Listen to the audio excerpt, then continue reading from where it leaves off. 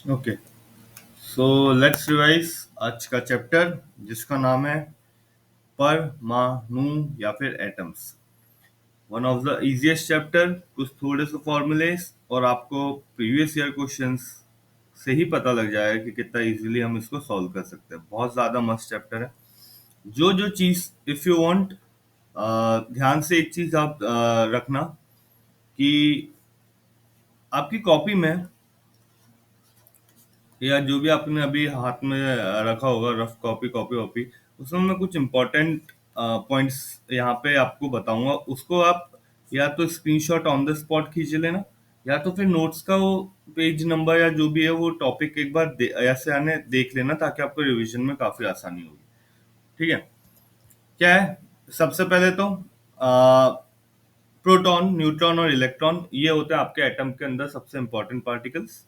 इसको atomic particle भी बोलते हैं। ठीक है, रिलेटिव मास जो कि कैलकुलेट होता है AMU में। ठीक है, एटॉमिक मास यूनिट में। ठीक है, जो कि क्या होती है? 1/12, 12वां हिस्सा किसका होता है? कार्बन एटम का। ठीक है, कार्बन एटम की मास। ठीक है, ये हो गया आपका। बट हमारे लिए इंपॉर्टेंट ये वाली यूनिट्स हो जाती है, क्योंकि पूरे थ्रू आउट हमें इसका ये वाला जो यूनिट आपकी एमयू यूनिट, हम बस वो मास डिफेक्ट या अदर कहीं पे यूज होती है तो उसके लिए भी हमने फॉर्मूला बना के रखा है, तो उसके लिए कोई टेंशन नहीं है। बट ये आपके लिए इंपॉर्टेंट है। प्रोटॉन पॉजिटिव होता है, धनात्मक होता है। न्यूट्रॉन उदासीन होता है या फिर न्यूट्रल होता है। और इलेक्ट्रॉन आपका नेगेटिव या फिर ऋणात्मक होता है चार्ज के मामले में। ठीक है,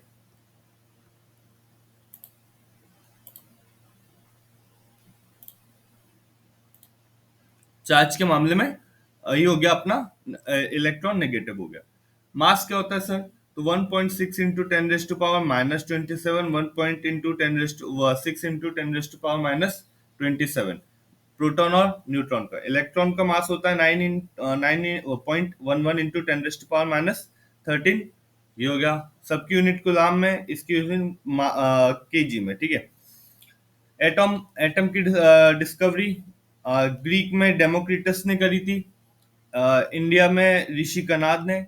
और वो यूके में डाल्टन ने। ठीक है, इसने डेमोक्रेटिकस वो डेमोक्रिटस ने एटॉमस नॉर्म दिया। हाँ बोलो।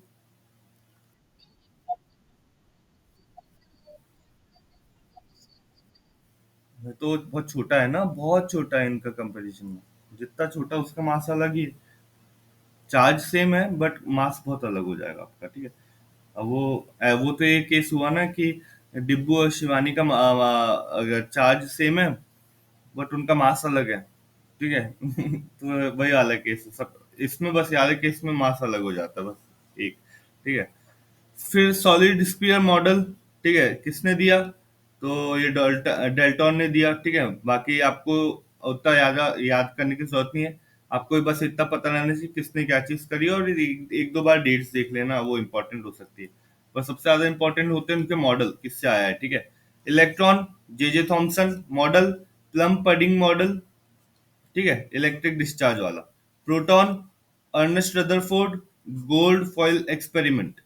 Neutron James Chadwick bombardment beryllium किसका पे करा था? अल्फा पार्टिकल से, with the help of alpha particle. Nucleus Ernest Rutherford gold foil experiment. तो दो चीज तो रदरफोर्ड ने कर दी थी, प्रोटॉन और न्यूट्रॉन का। ठीक है, वो सॉरी, प्रोटॉन और न्यूक्लियस का। ये नाभिक है। ठीक है, और न्यूट्रॉन आपका अलग है। ठीक है, अब आता है एएमयू। एएमयू क्या होती है? परमाणु द्रव्यमान इकाई या फिर अर्थ में वो एटॉमिक मास यूनिट। ठीक है, हिंदी में मैंने इसको तो करा था परमाणु संयुक्त मात्रक या फिर एकीकृत परमाणविक द्रव्यमान मात्रक यू। ठीक है, भी कहा जाता है। ये एक ऐसी इकाई है जिसका उपयोग परमाणु अणु उप परमाणिक कणों के द्रव्यमान को व्यक्त करने के लिए किया जाता है। इसकी डेफिनेशन क्या है? एक परमाणु द्रव्यमान इकाई या फिर वन एएमयू कार्बन का द्रव्यमान का 1/12 हिस्सा होता है। जो कार्बन का मास होता है उसके 1/12 हिस्से को हम क्या बोलते हैं? एटॉमिक मास यूनिट या फिर परमाणु द्रव्यमान इकाई। ठीक है, अल्फा पार्टिकल एक्सपेरिमेंट, ठीक है। तो अल्फा पार्टिकल एक्सपेरिमेंट को जानने से पहले, क्योंकि नाम ही अल्फा पार्टिकल है, तो अल्फा पार्टिकल क्या होता है? तो अल्फा पार्टिकल जहां पे दो प्रोटॉन और जो दो न्यूट्रॉन नाभिक में हो या फिर न्यूक्लियस में हो, दो प्रोटॉन दो न्यूट्रॉन, अब दोनों का मास मिलकर क्या होगा? दो दो चार हो गया। कैसे रिप्रेजेंट करते हैं? तो सर अल्फा पार्टिकल से, यानी अल्फा से साइन से, या फिर He, यहाँ पे मैंने H लिखा है ना, He हो जाएगा He2+ से, ठीक है। कैसा होता है अल्फा पार्टिकल? अल्फा पार्टिकल या अल्फा कण कैसा होता है? तो धनात्मक होता है। और कैसे बनता है? तो रेडियो एक्टिव डीके से बनता है। अब रेडियो एक्टिव डीके किसका? तो यूरेनियम या फिर रेडियम का, ठीक है। अब हो गया, ध्यान से पढ़ लो। An alpha particle is type of, ये देखो, दो प्रोटॉन दो न्यूट्रॉन, दो प्रोटॉन दो न्यूट्रॉन से बना रहता है अल्फा पार्टिकल। कैसे रिप्रेजेंट करते हैं? तो अल्फा और He2+ से करते हैं। Alpha particle are positively charged, धनात्मक होते हैं और मास थोड़ा ज्यादा होता है। कैसे बनते हैं? तो रेडियो एक्टिविटी या फिर रेडियोधर्मी क्षय से बनते हैं। किसका? यूरेनियम या फिर रेडियम का। लो पेनिट्रेशन पावर, यहाँ पे फिर से लिख देता हूँ, लो पेनिट्रेशन पावर, किसी भी चीज को उसकी भेदने की शक्ति बहुत कम होती है, ठीक है। बट आयनाइजेशन के, यानी आयन निकालने की, आयन बनाने की जो उसकी पावर है, ठीक है, आयनीकरण की जो उसकी पावर है, आयनाइजेशन पावर है जो अल्फा पार्टिकल की, वो बहुत ज्यादा हाई है, ठीक है। अब आता है सबसे important model, plum pudding model, जो कि किसने दिया था? जे जे थॉमसन ने।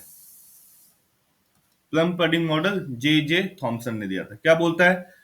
जे जे थॉमसन ने दिया था प्लम पडिंग मॉडल 1904 में, after discovering the electron, electron की डिस्कवरी के बाद दिया था पहली चीज। According to this model atom is, हाँ अब देखो यहाँ पे मैं कुछ साइड में लिखते आ रहा हूँ, ध्यान से देखना ना। एटम इज स्पीयर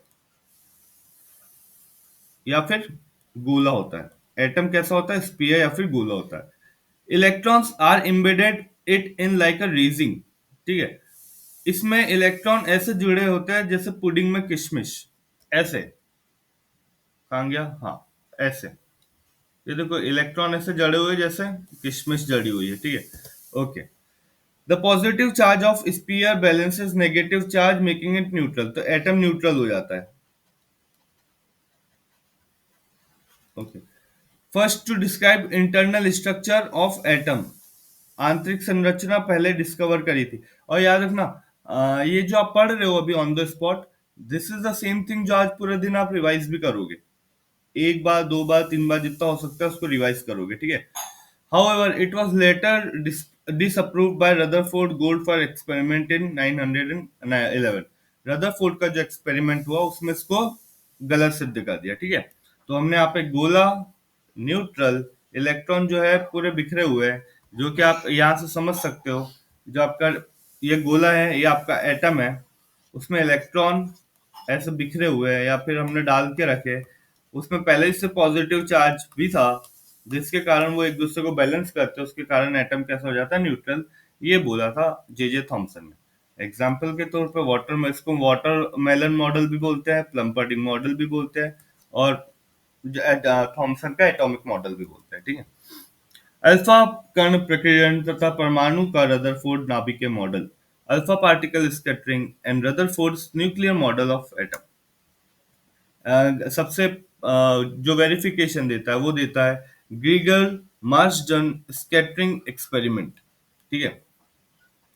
अब देखो क्या होता है, इसने बिस्मिथ, इन दोनों ने बिस्मिथ की एक रेडियो एक्टिव वो लिया, एटम, जिसको 5.5 मेगा इलेक्ट्रॉन वोल्ट से अल्फा पार्टिकल यहाँ से छोड़ा।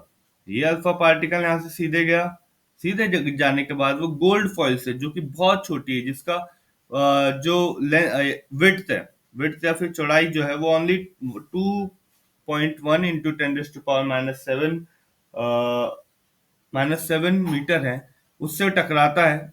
और जैसे ही वो टकराता है तो कुछ पार्टिकल जो है वो एकदम सीधे सीधे चल जाते हैं, कुछ मुड़ जाते हैं, डिफ्लेक्ट हो जाते हैं। ये देखो, हर 8,000 में से मात्र एक पूरा तरीके से वापस आता है, बाकी सब इधर उधर हो जाते हैं। ये हमने किस पे देखा? तो जिंक सल्फाइड की स्क्रीन पे देखा, और एक डिटेक्टर माइक्रोस्कोप पे, ठीक है। ये आपका ग्रीगर मार्टसन एक्सपेरिमेंट है, जो कि काफी अच्छी आपको वो देगा इंसाइट्स रिगार्डिंग दिस थिंग, है ना। हाँ, अल्फा पार्टिकल कैसे बनता है, तो टू अपने टू उस पे चार्ज कितना है, तो जो भी चार्ज तो अपना अभी देख लिया 2 प्लस का होता है। बट यहाँ पर आपके लिए जो सबसे इंपॉर्टेंट चीज आती है वो ये आती है कि जब भी आपकी स्कैटरिंग होती है, अब देखो यहाँ पे लिखा है number of scattered particle detected, तो धीरे धीरे धीरे वो कम हो रहे हैं जैसे जैसे ही आपका एंगल बढ़ा रहा हूँ। और वो एंगल कैसे बढ़ा रहा हूँ, एंगल डिपेंड करता है कि मैं जो स्क्रीन का एंगल है, ये स्क्रीन का जो एंगल है उसको इसके हिसाब से देख रहा हूँ, ना कि ये जो स्क्रीन का एंगल है ना उसके हिसाब से देख रहा हूँ। आपके लिए सबसे इंपॉर्टेंट आ जाता है कि कभी भी मैक्सिमम जो पार्टिकल है ना वो अनडिफ्लेक्टेड चल जाता है, ऐसे सीधे सीधे इधर साइड चल जाएंगे। बट 1 in 8,000 ही वापस हो पाता है। यहाँ पे मैंने कौन सा एटम लिया था, मैंने यहाँ पे लिया था गोल्ड, जिसका एटॉमिक नंबर होता है 79। बीच में टारगेट, अब क्योंकि मैंने अल्फा पार्टिकल भेजा तो अल्फा पार्टिकल होता है पॉजिटिव, ये भी हो गया पॉजिटिव, तो एक दूसरे को क्या करेंगे, प्रतिकर्षित करेंगे, प्रतिकर्षण या फिर रिपल्शन के कारण ही एटॉमिक पार्टिकल इधर उधर भागते हैं। ओके, रदरफोर्ड ने क्या पाया, रदरफोर्ड ने ये पाया कि एकदम बीच में कोई बहुत बड़ी चीज होती है जिसको हम न्यूक्लियस या फिर नाभिक बोलते हैं, जिसका साइज फर्मी में होता है, फर्मी मीटर, ठीक है। फर्मी मतलब 10⁻⁻15 मीटर के आसपास होता है। 99% जो है, 99% जो है किसी भी परमाणु का या एटम का खाली होता है, ठीक है। बट 1% जो मास है, ठीक है, यानी 1% जो हिस्सा है उसमें पूरा मास केंद्रित है, पूरा मास, पूरा मतलब 99% जो मास है आपका वो मात्र 1% जगह में है, ठीक है। तो ये आपको याद रखना है। रदरफोर्ड का मॉडल क्या है, तो 1911 में रदरफोर्ड ने अपना न्यूक्लियर मॉडल या फिर नाभिकीय मॉडल दिया, ठीक है, जिसको हम गोल्ड फॉइल एक्सपेरिमेंट भी बोलते हैं। ध्यान से सुनना, यहाँ पे 2-3 इंपॉर्टेंट नेम है और आपको डायरेक्ट पीएनएसटी के प्रीवियस ईयर क्वेश्चन में भी आपने देखा था इस चीज को। He bombarded alpha particle on gold coil, किस पे अल्फा जो कण है वो किस पे डाले, वो उसने सोने की पन्नी पे डाले। तो और उसके बाद स्कैटरिंग, आपका विक्षेपण ही देखा कि कैसे होता है, उसका अध्ययन किया। मोस्ट पार्टिकल, जितने भी पार्टिकल है अधिकांश जो कण है वो अनडिफ्लेक्टेड गए। मोस्ट पार्टिकल क्या है, pass undeflected, but some were deflected and bounced back, कुछ जो है मुड़े और वापस लौट गए। From this, Rutherford concluded atom has small, dense and positively charged nucleus. उससे उसको क्या पता कि जो आपका परमाणु है उसके केंद्र में एक छोटा सघन और धनावेशित नाभिक होता है। Electron revolve around the nucleus in circular orbit. Circular orbit याद रखना, जे थॉमसन में स्पीयर और गोला वर्ड यूज हुआ था, यहाँ पे सर्कुलर ऑर्बिट एकदम वृत्ताकार कक्षा इसका यूज हो रहा है, ठीक है। अराउंड प्लेनेट अराउंड द सन, ठीक है। तो इसी के कारण इसको प्लेनेटरी मॉडल ऑफ एटम भी कहा जाता है, प्लेनेटरी मॉडल ऑफ एटम भी कहा जाता है, ठीक है। Most of the atoms volume is empty, 99% जो रहता है खाली रहता है, बट वो जो 1% जगह है उसमें 99% मास आ जाता है या द्रव्यमान आ जाता है, ठीक है। अब आता है थोड़े बहुत फॉर्मूले पे बात करते हैं। ओके, तो फॉर्मूले पे बात करने के लिए मैं थोड़ा इसको हटा दूं या रहने देते, ठीक है। फिलहाल मैं फॉर्मूले को मैं बस इतना बोलूंगा कि जो आपका फॉर्मूला है रेडियस है जो भी आपको निकालना है उसके लिए बहुत इजी टेक्निक है कि सबसे पहले आप करोगे कि एक इलेक्ट्रॉन है वो किसी वेलोसिटी से घूम रहा है और अंदर उसको एक फोर्स खींच रही है, ठीक है। इलेक्ट्रॉन और वो फोर्स एक क्योंकि वो एकदम से अंदर तो जा नहीं सकता, तो फोर्स को मेंटेन करने के लिए सेंट्रीपिटल फोर्स है, अभिकेंद्रित बल लगता है, और दोनों के बीच में एक और बल लगता है जो कि कुलाम का नियम होता है, तो इलेक्ट्रोस्टैटिक फोर्स लग जाती है। तो F C is equals to F E हो गया। एफ सी जो है वो आपका M V square upon R हो गया। एफ ई हो गया आपका K Q one, K Q two upon R square. Okay, इससे ये कट गया, ठीक है। आर की वैल्यू क्या है, आर इजिकल्स टू के क्यू1 क्यू2 अपॉन एम वी स्क्वायर। ये एक सीधी सिंपल चीज आपको बहुत सारी चीजें हेल्प कर सकती है लाने में, ठीक है। बट हमारा ध्यान इस पे नहीं है, हमारा ध्यान जो है ये चीज पे है जो अभी आप यहाँ पे सीखने वाले हो। ये पूरे फॉर्मूलेस जो है यही हमारे लिए सबसे इंपॉर्टेंस कैरी करते हो, बस वो आते कहाँ से, तो आते हैं यहाँ से, कहीं से नहीं आ रहे हैं। जो अभी मैंने बताया ना कि बैलेंस कर देती फोर्स एक दूसरे को। इलेक्ट्रॉन इलेक्ट्रॉन एटम के अराउंड घूमता है क्योंकि एफ ई जो इलेक्ट्रोस्टैटिस्टिक फोर्स है, या आपकी विद्युत क्या नाम से विद्युत बल है, ठीक है, वो किससे अभिकेंद्रित बल के बराबर होता है, इसलिए ठीक है। अब इसके बाद आया ई स्क्वायर, चार्ज हो गया आपका 4 पाई एप्सिलॉन नॉट, के की वैल्यू हो गई एम वी स्क्वायर, ये हो गया हाफ एम वी स्क्वायर, मतलब फिर में से यहाँ पे गतिज ऊर्जा निकल जाती है। माइनस में आया आपका पोटेंशियल एनर्जी, ठीक है, स्थिर विद्युत बल, ये आया, और दोनों का कॉम्बिनेशन किसके बराबर है, काइनेटिक एनर्जी का उल्टा, या गतिज बल के, और या गतिज ऊर्जा का उल्टा, ठीक है। ये थ्योरी है, आप इसको पढ़ लोगे, that's all.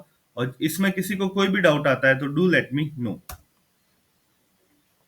Again atomic spectra, atomic spectra जो होता है वो दो टाइप का होता है, याद रखना आप। वो सॉरी, तीन टाइप के होते हैं। एक होता है एमिशन स्पेक्ट्रम, एब्जॉर्प्शन स्पेक्ट्रम और लाइन स्पेक्ट्रम, ठीक है। उत्सर्जन वर्णक्रम, अवशोषण वर्णक्रम और रेखा वर्णक्रम। ऑफ कोर्स ये आपके सिलेबस में पार्ट का हिस्सा तो ऑफ कोर्स है, बट एक बार प्लीज पढ़ लेना इसको, ये बहुत इंपॉर्टेंट चीज है। ओके। हाँ, इस चैप्टर में जो सबसे ज्यादा इंपॉर्टेंट है वो है आपका हाइड्रोजन स्पेक्ट्रम, ठीक है। हाइड्रोजन स्पेक्ट्रम बहुत ज्यादा इंपॉर्टेंट है। ये आपको कहीं ना कहीं बहुत क्वेश्चन देखते ही बना देता है कि हाँ आपको क्वेश्चन, और ये देखो इतना इंपॉर्टेंट है कि आपको इसको देख के ही जो दो तीन ये देखो दो तीन चीजें देखोगे और आपसे डायरेक्ट क्वेश्चन बनने लग जाते हैं, ठीक है। तो ये है आपका N1 N2 N3 N4 से लेके N इंफिनिटी तक, ठीक है। जहां पे मैंने एल, एन की वैल्यू 1 है, एन की वैल्यू 2 है, एन की वैल्यू 3 है, एन की वैल्यू 4 है, एन की वैल्यू 5 है, ठीक है। ये और कुछ नहीं, ये बताता है आपकी स्टेट। एकदम लोअर स्टेट रहेगी तो उसको हम 1 बोलेंगे, एकदम उसके ऊपर वाली 2, ऐसे करके। यहाँ पे हमने कुछ नाम दे के रखे हैं इनको, कि अगर इन्फिनिटी से 1 पे आ रहा है तो लाल बाल पाल का बीपी बढ़ गया, मैंने आपको बोला था लाल बाल पाल का बीपी बढ़ गया। तो it starts with lemon, Barmer, passion, bracket NP fund, लाल बाल का बीपी बढ़ गया, ठीक है। अब लेमन जो है पैराबैग्नी या फिर अल्ट्रावायलेट, बाल्मर जो है विजिबल या फिर दृश्य रीजन में, पाशन जो है अवरक्त या फिर इंफ्रारेड में, फार इंफ्रारेड में, और फार इंफ्रारेड में एकदम आखिरी में आते हैं, ठीक है। फॉर्मूला रेडबर्ग फॉर्मूला का यूज करते हैं अगर मुझे वेवलेंथ निकालनी है तो, ठीक है। और इसको आप तरीके से तभी समझ पाओगे जब आप एक बार दो बार इस पे प्रैक्टिस कर लोगे क्वेश्चन को, ठीक है। कांस्टेंट की वैल्यू यहाँ पे देके रखिए, फॉर्मूला में देके रखा है। पहली स्टेट में जब मैं लेमन की बात करूँ तो n इजिकल्स टू 1 होता है। तो जब n इजिकल्स टू 1 हुआ तो आपकी जो एनर्जी हो जाती है वो हो जाती है वैसे तो मैंने आपको डायरेक्ट ही बोल दी थी, minus electron volt upon N square, ठीक है। जब भी आपको एनर्जी निकालनी तो आप खट में एन की वैल्यू डाल दोगे, कि अगर मुझे फर्स्ट में निकालनी है तो मैं फर्स्ट डालूंगा तो यहाँ पे आ जाएगी 1, सेकंड की निकालनी है तो 2 की वैल्यू डालूंगा ये आ जाएगी, 3 की वैल्यू डालूंगा तो ये आ जाएगी, कम से कम 3 तक तो ऐसे भी याद रख लो तो कोई टेंशन की बात नहीं। ओके, एनर्जी कौन सी, तो लेमन पे इतनी आ जाती है, बाल्मर पे -3.4 हो जाती है, और पाश्चन पे 1.5 हो जाती है। ऐसे करके एक बार एनर्जी को याद ही कर लोगे तो बढ़िया रहेगा। बट अगर नहीं भी हो रही है तो आपको तो नंबर पता है, आप नंबर से भी ला लोगे, ठीक है। अब यहाँ पे एक चीज क्या हुई कि क्योंकि एनर्जी नेगेटिव है इसलिए एन बढ़ेगा तो एनर्जी भी बढ़ेगी, एन बढ़ेगा तो एनर्जी भी बढ़ेगी, ठीक है।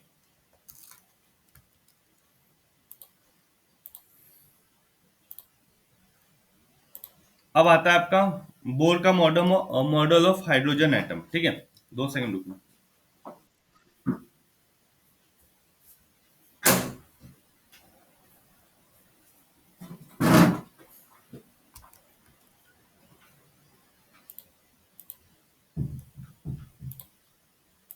हम्म, बोर का मॉडल ऑफ हाइड्रोजन किससे डील करता है? हाँ बोलो। किसकी एनर्जी निकालनी?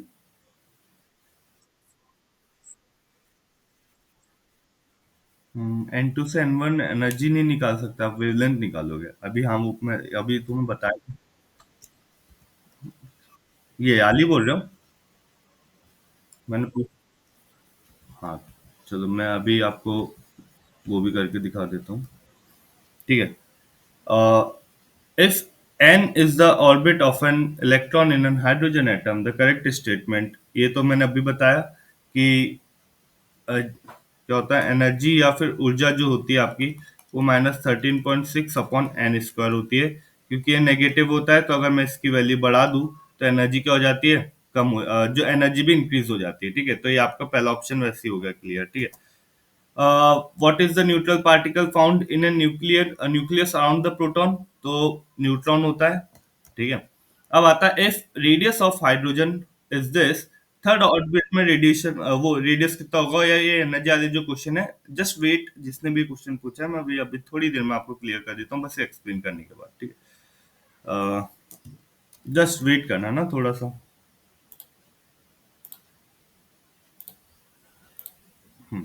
अब आता है नेक्स्ट आपका Bohr model of hydrogen atom. इसमें आपके कुछ पोस्टुलेट्स होते हैं, जिसमें बताता है बोर की क्या क्या चीजें पॉसिबल है। वो तीनों चीज आप एक बार पढ़ोगे ताकि आपको हमेशा के लिए वो याद रखना हो। उसमें से हर एक पोस्टुलेट जो है बहुत इंपॉर्टेंट है। उसके बाद जो आपका क्वेश्चन है, क्वेश्चंस तो आपको ये ऐसे बनने लग जाएंगे, हर चीज दे के रखिए आपको। ठीक है। और उसके बाद मैं आपको क्वेश्चंस करा दूंगा, ये चैप्टर हो गया आपका खत्म। बस बोर का मॉडल अच्छे से पढ़ लो, एंड हियर यू गो। इसके बाद आपको हर चीज बनने लगेगी। ठीक है। पहला बोलता है कि bore first postulate was that an electron in an atom could revolve in a certain stable orbit without the emission of radiant energy, contrary to the prediction of electromagnetic theory. Bore का पहला जो postulate यह था कि एक परमाणु कुछ निश्चित स्थिर कक्षा, स्टेबल ऑर्बिट्स, ये याद रखना वर्ड्स, जो जो मैंने अंडरलाइन करके रखे ना, वर्ड्स पे ध्यान देना। निश्चित स्थिर कक्षा में बिना कोई विकिरण ऊर्जा उत्सर्जित किए घूम सकता है। मतलब कोई एनर्जी रिलीज नहीं करेगा और किसी स्टेबल ऑर्बिट में घूमते रहेगा, जो विद्युत चुंबकीय सिद्धांत की भविष्यवाणियों के विपरीत है। पहली चीज ये, हाँ। According to this postulate, each atom has certain definite stable state, ये देखो stable state, in which it can exist, and each possible state है टोटल एनर्जी, कुछ टोटल एनर्जी होती है। दिस एनर्जी, और ये जो स्टेशनरी जो स्टेट है उसका और कुछ नाम नहीं, उसका नाम क्या है, स्टेशनरी स्टेट ऑफ एटम। तो यहाँ से हम कुछ इंपॉर्टेंट टर्म समझे पहले पोस्टुलेट से। एक समझे स्टेबल ऑर्बिट, जो कि स्थिर कक्षा है। दूसरी चीज हम क्या समझे, कोई एनर्जी नहीं आ रही, कोई no radiant energy. Third, stationary states. और लास्ट में डेफिनाइट टोटल एनर्जी। ये कुछ ऐसे वर्ड है, ये देखो मैंने टिक करके रखे हैं। आप जाके इसको बहुत आराम से पढ़ना, और मैं बता रहा शिद्दत से पढ़ना, आप एक भी चीज मिस नहीं करना, क्योंकि मैं अभी प्रूफ करूंगा कि सब चीजें अपने पास यही इसी में है। ये नोट्स में अवेलेबल है, इसलिए मैं आपको बोल रहा हूँ एक एक चीज बहुत शिद्दत से पढ़ना। सेकेंड पोस्टुलेट क्या बोलता है सर? जो सेकेंड पोस्टुलेट है वो ये बोलता है कि जो स्टेबल ऑर्बिट है, जिसकी हमने अभी बात करी थोड़ी देर पहले, this postulate is that electron revolve around the nucleus. जो इलेक्ट्रॉन है अपनी कक्षा में जब घूमता है नाभिक के आजू बाजू, ठीक है, तो होता क्या है, वो एक एंगुलर मोमेंटम में घूमता है, जो कि h/2 पाई का मल्टीपल होता है। ठीक है, मल्टीपल होता है, कैसे मल्टीपल होता है, Hn2 पाई एंगुलर मोमेंटम, या फिर आपका क्या बोलते हैं, तो कोणीय संवेग जो होता है वो होता है mvr = nh/2 पाई, जहाँ पे आपका h प्लैंक कांस्टेंट है, जिसकी वैल्यू होती है 6.6 इंटू 10⁻³ ठीक है। लास्ट वाला बोलता है कि आपका इलेक्ट्रॉन जो कि प्लैंक और आइंस्टाइन, अगेन मिलके बनाई थी, कॉन्सेप्ट डेवलप करा था, उसको बोर ने और ज्यादा रिफाइन कर दिया, ठीक है। लास्ट में ये बोलता है कि अगर अगर एक इलेक्ट्रॉन हायर एनर्जी से, यहां से समझना, ठीक है, हायर एनर्जी से हायर एनर्जी से लोअर एनर्जी की तरफ आए, लोअर एनर्जी वाली ऑर्बिट पे आए, तो वो एक फोटोन रिलीज करता है। वो एक फोटोन रिलीज करता है। फोटोन, यहाँ पे देखो, ठीक है, व्हेन इट डज सो, हाँ यहां से पहले पूरा पढ़ लेते हैं।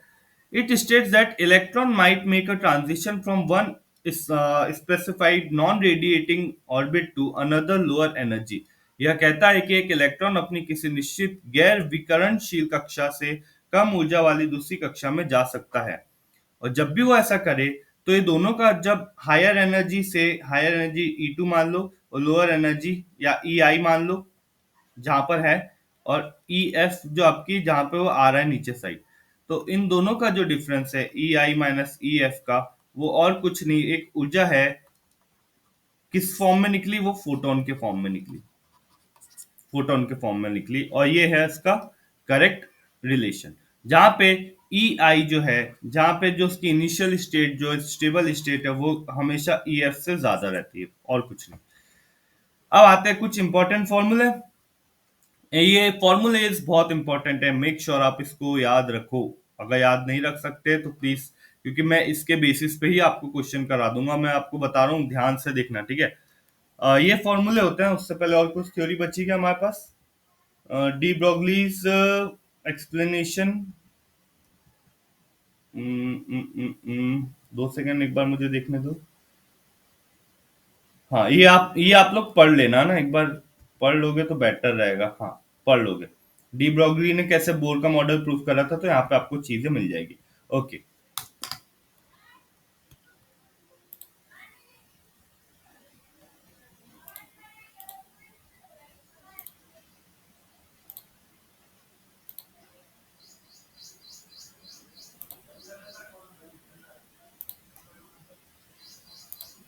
हम्म यहाँ लिखा है radius of nth orbit. Radius of nth orbit, radius का फॉर्मूला Rn=0.59n²529n² रहता है। आंगस्ट्रॉम में आता है। आंगस्ट्रॉम मतलब 10⁻⁻10 मीटर।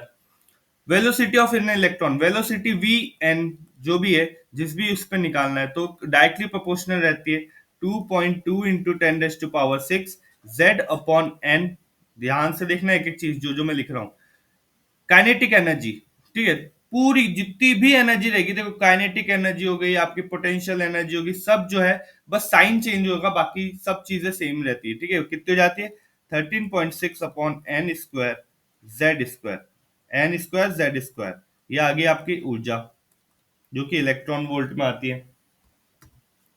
फिर टोटल एनर्जी, अभी अभी मैंने क्या देखा था? अभी मैंने ये देखा, टोटल एनर्जी ध्यान से देखना, m के बराबर रहती है, तो En is directly proportional to n²।